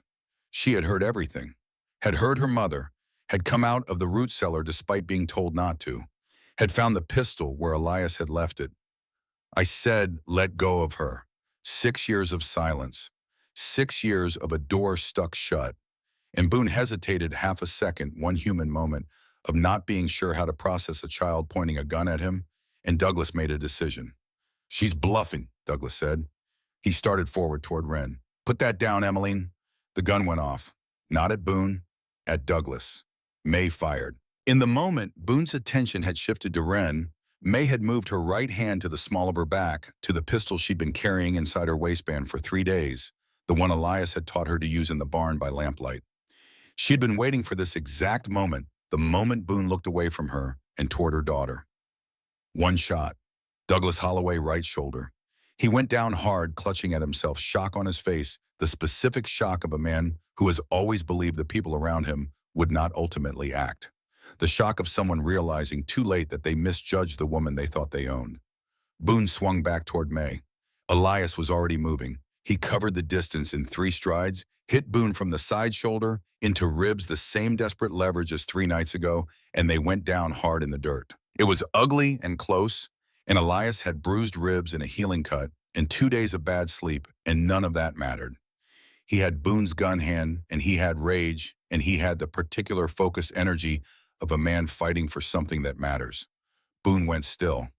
From the ridge to the north, the direction Elias had thought was covered a sound he didn't expect: hoofbeats. Many hoofbeats. He looked up. Agnes Calloway was in the lead. She was riding a brown mare at a flat gallop, her silver hair streaming, a rifle across the saddle in front of her. Behind her, a dozen riders. More.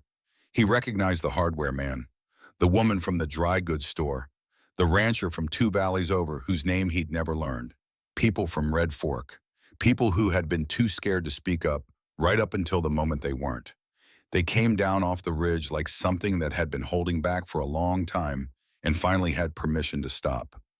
The fight ended in minutes. Voss's men, already demoralized by the unexpected losses in the yard, faced a choice between fighting a town they hadn't expected to fight and surrendering. Most of them chose the ground. Voss himself sat on his horse and watched his men lay down their weapons, with the expression of a man watching an investment collapse cold and calculating even at the end, looking for the angle that wasn't there. Agnes brought her horse to a stop 5 feet from Voss. She leveled her rifle at him. "Silas Voss," she said in the voice of a 63-year-old woman who has outlived everything that used to frighten her. "I've been wanting to do this for 20 years. Don't give me a reason." Voss looked at her. Then he looked at the yard, at his men disarmed, at Douglas Holloway bleeding in the dirt, at May standing with a smoking gun, and Wren running into her arms, and something behind his eyes went flat and final like a door closing. He held out his wrists. Also, the sheriff came an hour later. Tom Beaumont rode in to find Voss and Boone and 9 other men in various stages of restraint in Elias's yard. Douglas Holloway, with May's bullet in his shoulder, being tended to by Agnes, with the particular efficiency of a woman who feels no obligation to be gentle, and Elias sitting on the porch steps with his head in his hands, doing a basic accounting of damage. Tom stood in the middle of the yard for a long moment. "What in God's name?" "Justice," Agnes said from where she was bandaging Douglas's shoulder rather tighter than strictly necessary. "Long overdue." Tom looked at Elias. Elias looked at him. "I told you to stay out of my way," his expression said. Tom looked away first. He put the cuffs on Voss himself. Sham. Later, much later, when the yard had been cleared and the wounded dealt with, and Tomas had made coffee that nobody had the energy to drink, but everyone held anyway, Elias found Wren sitting on the porch steps, alone, her notebook in her lap, not drawing, just sitting in the late afternoon light with her hands open on her knees like someone who has been carrying something for a long time and has finally set it down and is not yet sure what to do with empty hands. He sat beside her. "You spoke," he said. She looked at him. "You didn't have to. You could have stayed hidden. You could have stayed safe." He paused. "Why?" Wren was quiet for a moment. Then she reached for her notebook and opened it. "I couldn't let him take her. Not again." "You were scared," she wrote, terrified. "That's what brave means," he said. "Being terrified and doing it anyway." She considered this for a moment with the deliberate seriousness of someone filing it away for permanent use. Then she wrote, "Will you teach me to shoot properly, so next time I don't miss?" He almost smiled. "You didn't miss. You hit exactly what you were aiming at." "I was aiming for his shoulder." He thought about that. Good, he decided. He didn't say it out loud. "We'll practice," he said instead. "Every day until you can hit whatever you're aiming at." Wren nodded, satisfied. She closed the notebook. They sat together for a few minutes in the sordid quiet of aftermath. The yard was settling. Inside, May was talking to Agnes in low voices, the sound of women who have been through something together and are now taking the measure of it. Then slowly, carefully, Wren turned to him. She opened her mouth. "Thank you, Elias," she said. 3 words, the first she'd ever said directly to him. Her voice was small and slightly rough from disuse, like something that needed practice to find its full shape. But it was real. It was there. Elias's throat closed. He blinked, hard. "You're welcome, Wren," he said when he could. They sat together watching the sun go down over the Texas hills. The letter from San Antonio arrived 2 weeks later. Tomas brought it from town, his face doing the careful, neutral thing again, and Elias knew before he handed it to May what it was going to say. She read it standing at the kitchen table. Read it again, held it out without a word. Elias read it. Randall Douglas Holloway versus May Ann Holloway. Kane petition for custody of minor child, Emmeline Rose Holloway. Hearing scheduled August 15th. Failure to appear will result in default judgment in petitioner's favor. His jaw tightened. May's voice when she found it was barely a whisper. He's going to take her. Even from prison, his lawyer can file this. He can sit in a cell in San Antonio and still... No. Elias set the letter down. He can't. You read it if I don't appear, then we appear. Elias, he has money. He has a lawyer. He has connections in that court. I'm a woman who has Edmund Hale, who has Agnes and a network of 30 women who've been building a case against him for years, who has a judge on record for corruption. He crossed to where she was standing and took both her hands. And who has a daughter who has something to say. May looked at him. Wren won't have to. You can't decide that for her, he said gently. And I think you know that. She closed her eyes. He was right. She hated that he was right. When do we leave? She asked. They told Wren that evening. Elias had expected the girl to go still, to close inward, to pull the particular armor of silence back around herself at the prospect of facing her father in a formal setting. He'd prepared himself to be patient, to wait however long it took. Wren listened to the explanation, looked at the letter, looked at May, looked at Elias.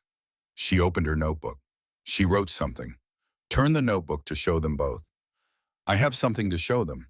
She reached under the table and pulled out a second notebook. Thicker, older, the cover worn down to soft gray from years of handling. She set it on the table.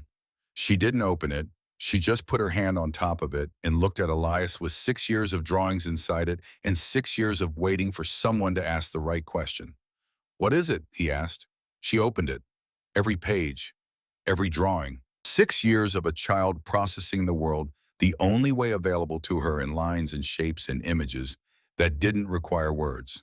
And in the corner of every single one, the shadow figure. Douglas Holloway's shape abstracted but unmistakable, always watching, always present. She turned to the oldest pages. She was 6 in the first drawings. The figures were rough, unpracticed, a small child's rendering of enormous things. But they were clear, even then. The shapes of what she'd seen. Wren looked at Elias. I'll say what I saw, she wrote, and I'll show them this. San Antonio in August was loud and hot and felt nothing like home. May sat in the back of the wagon as they came into the city and watched it pass like something from a previous life. The familiar streets, the familiar buildings, the ordinary commerce of a place that had been her prison for 16 years. She had expected to feel more. She had expected the dread to be physical disabling. Instead, she felt something that was not quite calm and not quite numbness, but somewhere in the landscape between them. She had fought Silas Voss. She had put a bullet in Douglas Holloway. She had a lawyer and a ring and a husband with steady hands and a daughter who had found her voice. San Antonio could try.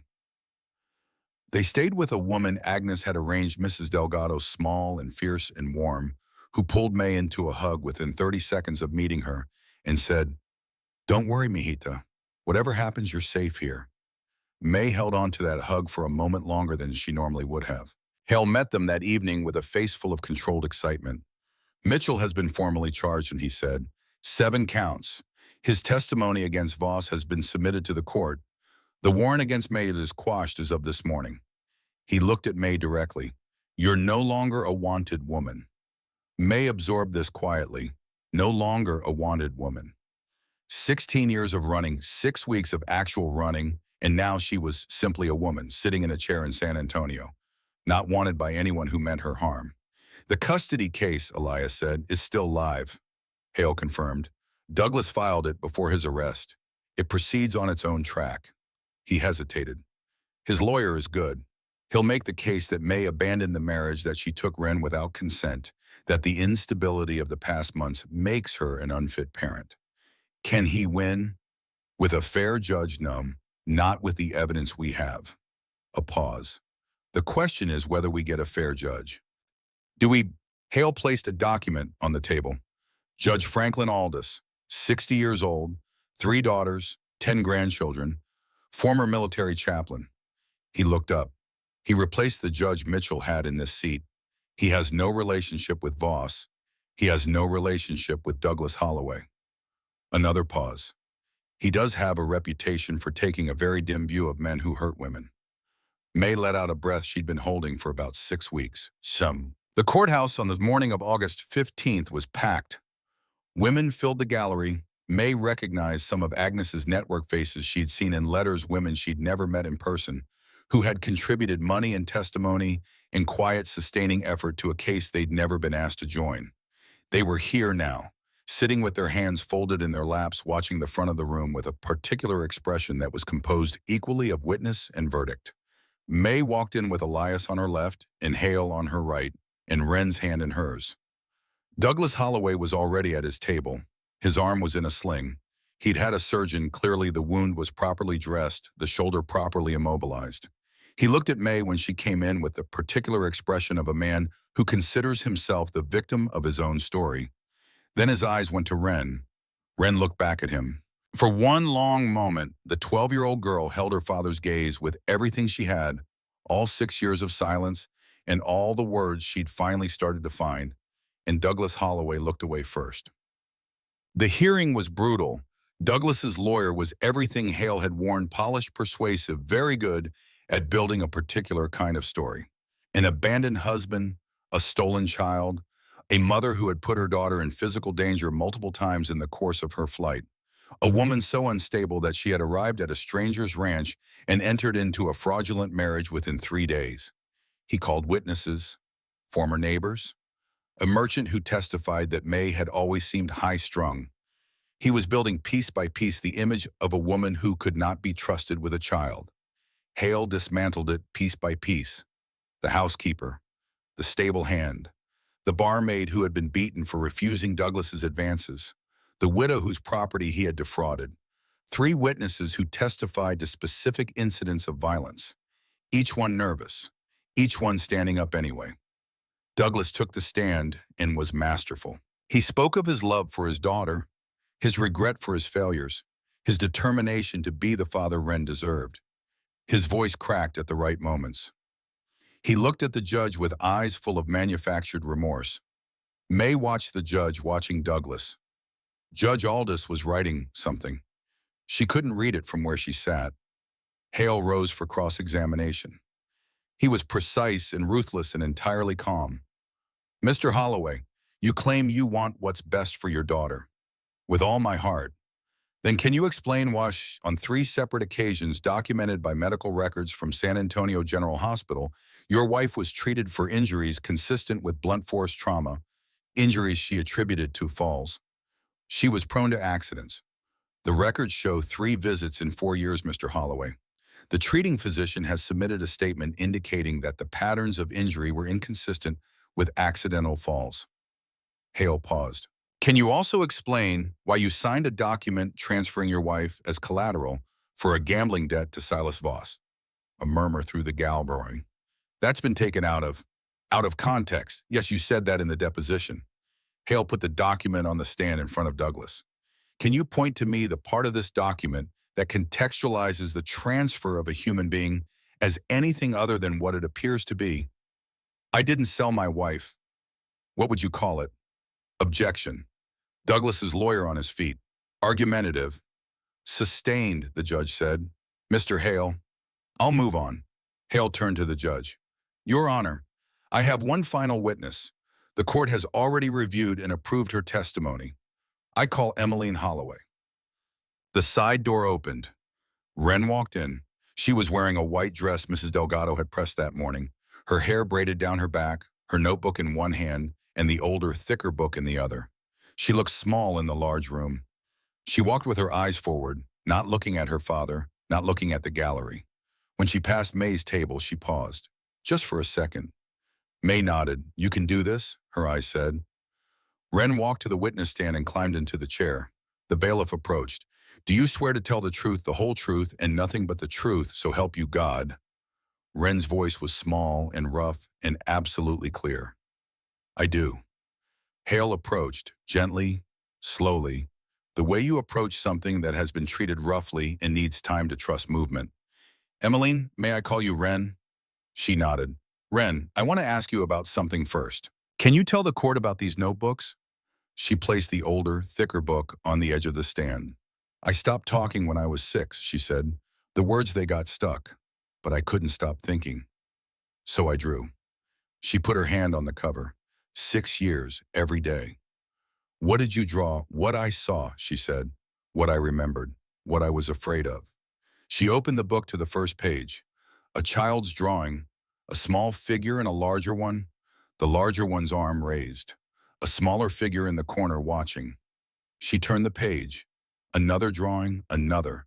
6 years of images, each one clearer than the last as the artist grew and the trauma was processed through increasingly skilled hands. In the corner of each one, the same shadow. "Can you tell the court who this figure is?" Hale asked. Wren looked at the corner figure in the most recent drawing. Then she looked at the gallery. Then she looked at Judge Aldous. "My father," she said. A sound moved through the gallery, not a gasp, something quieter. The sound a room makes when it stops pretending not to know something. Douglas was on his feet. "She's been coached. His lawyer grabbed his arm. Hale spoke quietly. "Wren, you don't have to look at him. Can you tell the court what you saw when you were 6 years old?" And Wren told them.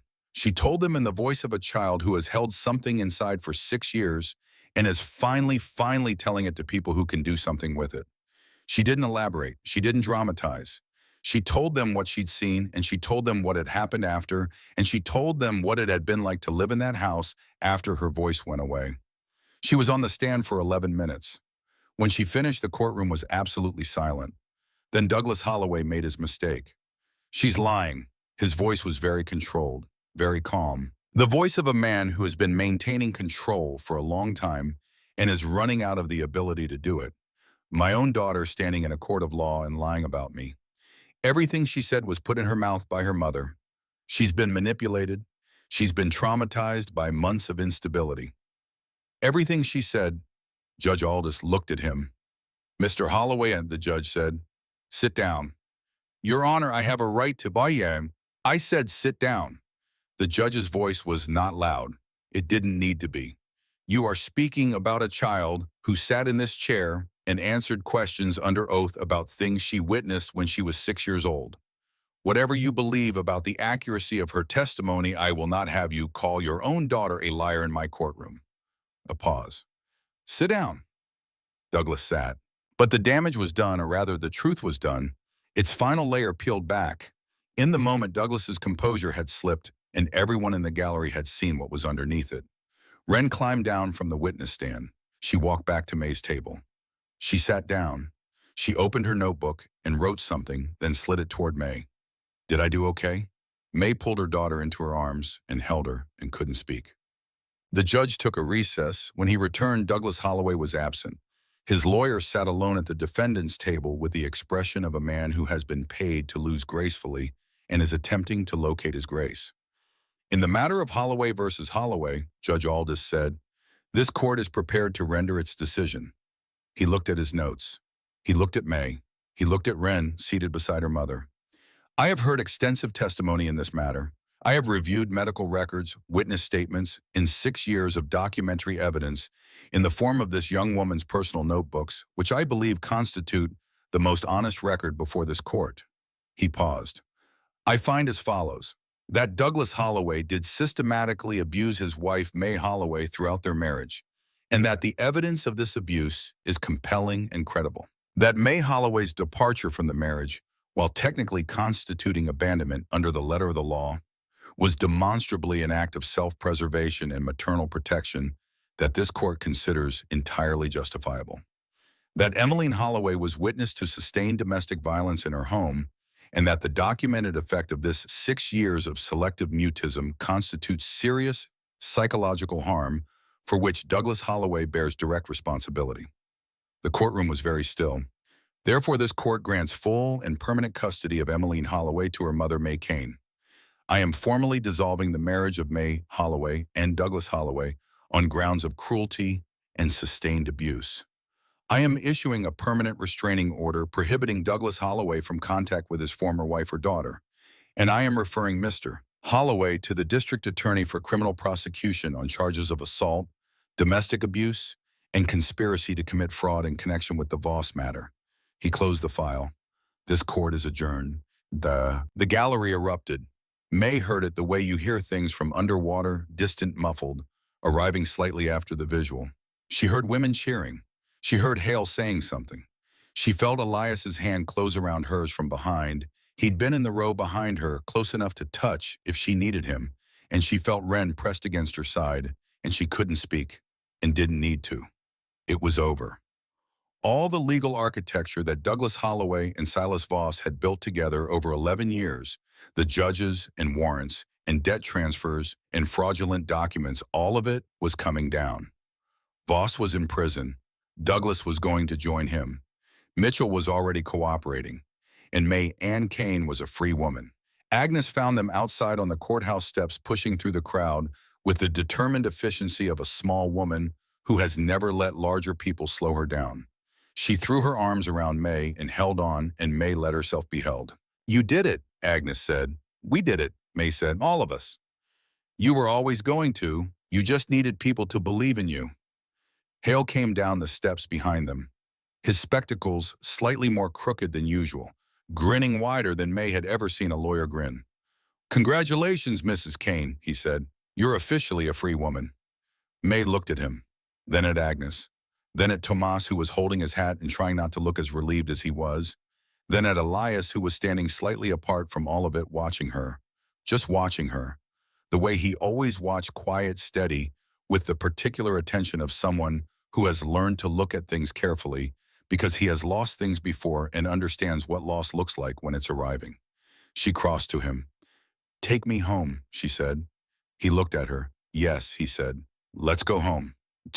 They left San Antonio that evening. May did not look back. She sat in the wagon between Elias and Wren, watching the city fall away behind them, watching the landscape open up into the particular enormity of the Texas Hill Country, the wide sky, the dry hills, the enormous unmediated space of a place that doesn't care about your trouble and doesn't have room for small fears.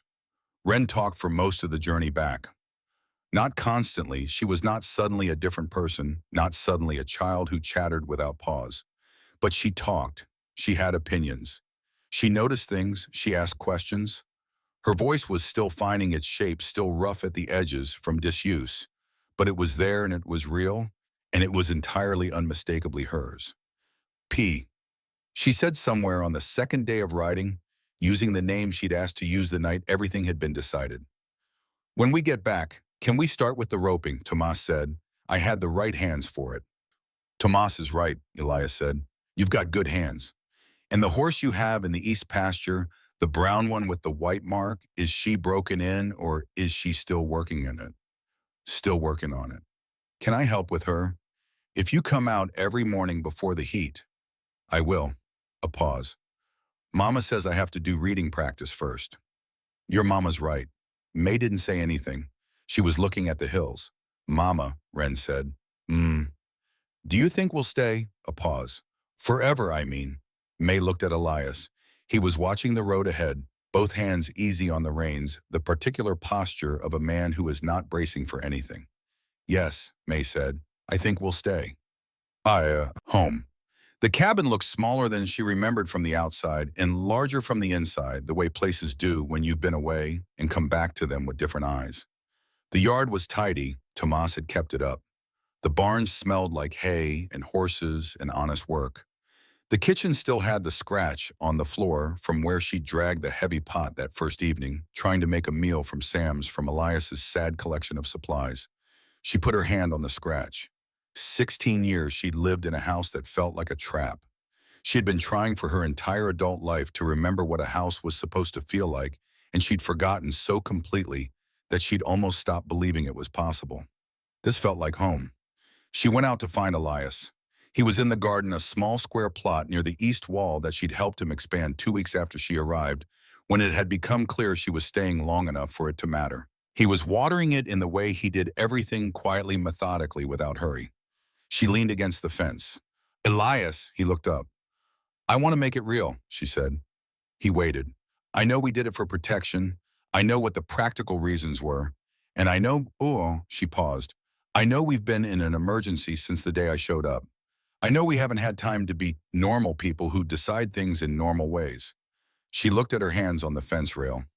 But I'm not in an emergency anymore. And I know what I want. He set down the watering can. He crossed to the fence and stood on the other side of it, close enough that she could see the line above his eyebrow where the cut had healed. May, he said. She looked up. He reached into the pocket of his coat, the good coat she noticed, not the working one, and produced something small. A ring, simple silver with a small stone the color of Texas sky. I've been carrying this since the night of the judgment, he said, waiting for the right moment, waiting for the emergency to be over. He held it out. This was Lily's mother's. Lily gave it to me before she died. She said to give it to someone who deserved it. May's throat closed. She meant someone brave, Elias said. Someone who could carry heavy things and still be standing afterward. Someone with a good heart, even when the world didn't give them much reason to have one. He paused. She meant you. I think she meant you before I knew you existed. May put her hand through the fence. Yes, she said. He slid the ring onto her finger. It fit perfectly. She covered his hand with both of hers for a moment. Then she reached over the fence and he met her halfway, and the kiss was nothing like the first one, nothing like the careful, strategic thing in the kitchen at midnight, with a lawyer reading from a small book. It was two people who had been through something together and had come out the other side and were choosing each other on purpose without emergency. When they broke apart, May was laughing. What? He asked. I don't know. She touched the ring on her finger. I've been scared for so long. It's strange to be happy. You'll get used to it, he said. Will I? Give it a year. She looked at him. Is that a promise? He smiled, the real smile, the one that took over his whole face and made him look like a different man, or maybe like the man he'd always been before grief had taught him to keep it locked up. Yes, he said, that's a promise, but a year later, May stood on the expanded porch of a cabin that had grown with the family. 2 new rooms framed out over the summer. The kitchen enlarged, a second window where she'd asked for one because the light was good in the morning, and watched the sun set over the hills. Her hand rested on her belly. 7 months. The baby kicked whenever there was noise, which lately had been often. Behind her in the yard, Elias was coaching Ren on roping. He'd kept his promise. Every day since they'd come back from San Antonio, whatever the weather, whatever the work practice. Ren could hit a moving target at 30 feet now and was working on 50. She could rope a fence post on the first throw 9 times in 10. She was also lately working on the brown mare from the east pasture, who had decided with the particular logic of animals that Ren was the right person to trust. That's it, Elias said. Keep your wrists loose. There now. The rope sailed through the air. Perfect arc. Perfect landing. Ren let out a sound that was half laugh, half triumph. The sound of someone who has been working toward something for months and has finally arrived. P, did you see that? I saw it. Did Mama see it? May raised her voice from the porch. I saw it, baby. You were perfect. Ren ran toward her, breathless, flushed, entirely alive in the way that 13-year-olds are alive when they've been running and succeeding and exist in a world where things work out. Mama, did you really see it, or are you just saying that because you're my mother? Both, May said. Come here. Ren stopped in front of her, looked at the belly, put her hand on it cautiously the way she always did, careful, like she might break something. Like she still slightly couldn't believe this was happening.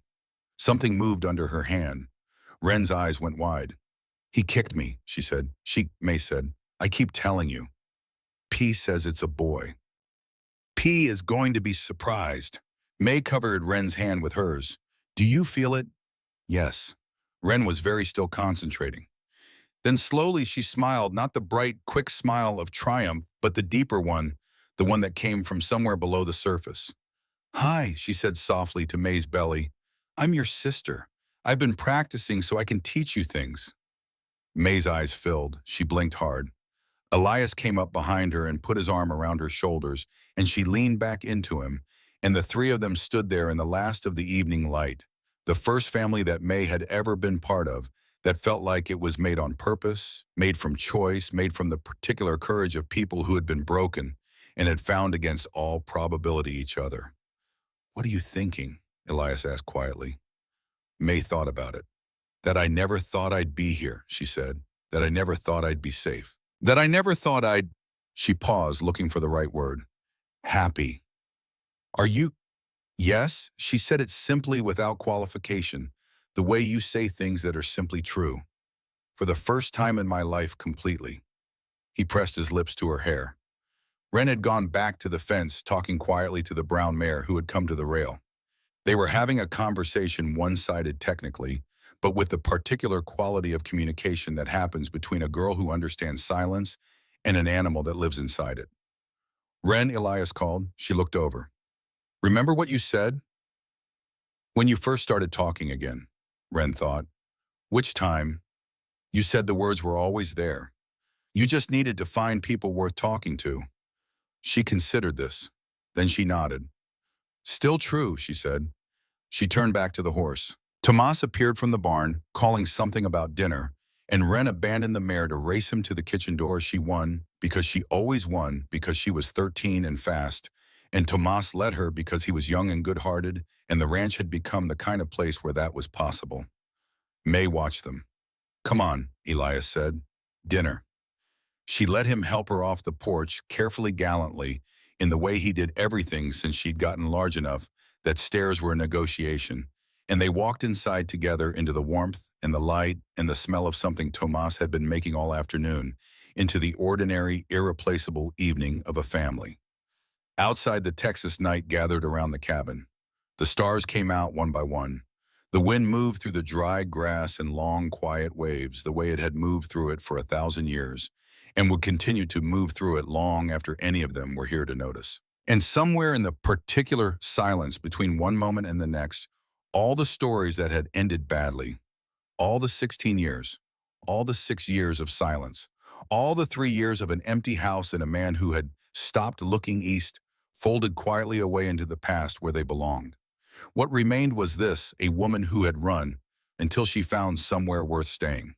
A man who had stopped running the morning she showed up.